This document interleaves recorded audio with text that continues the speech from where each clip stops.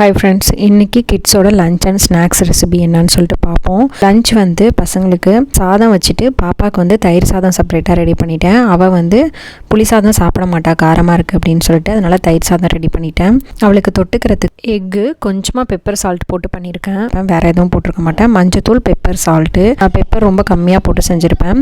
உருளைக்கிழங்கு வறுவல் தம்பிக்கு செஞ்சது சும்மா 2 வச்சுருக்கேன். அதையே அவள் ஒரு பீஸ் உருளைக்கிழங்குக்கு வந்து ஒரு 4-5 வாய் தயிர் சாதம் சாப்பிட்ருவான். சாப்பிட்டுட்டானா கொஞ்சம் கொஞ்சமாக அடுத்த தடவை வைக்கிறப்பெல்லாம் இன்க்ரீஸ் பண்ணிப்பேன். தம்பிக்கு வந்து புளி சாதமும் புளி தண்ணி இருந்துச்சு, அதனால் புளி சாதமும் பொட்டேட்டோ ஃப்ரையும் வச்சுட்டு ஒரே ஒரு பீஸ் வீட்டில் செஞ்ச நெல்லிக்காய் ஊறுகாய் வச்சுருக்கேன்.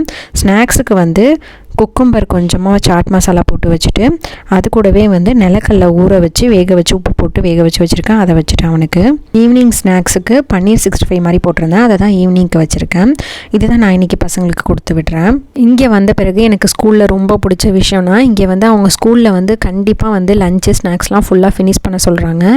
அதுவும் வந்து அன்ஹெல்த்தி ஃபுட் எதுவுமே எடுத்துகிட்டு வரக்கூடாதுன்னு சொல்லியிருக்காங்க. அதனால் பாப்பா வந்து வைக்கிறத கம்மியாக வைக்க சொல்லுவாள், எல்லாத்தையும் ஃபினிஷ் பண்ணிட்டு வந்துடுவாள். மேக்ஸிமம் வைக்கிறது எல்லாத்தையும் ஃபினிஷ் பண்ணிட்டு 2 பேருமே வந்துடுவாங்க. அது எனக்கு இங்கே ரொம்ப பிடிச்ச விஷயம்னு சொல்லலாம். மார்னிங் வந்து வரகரிசி பொங்கல்,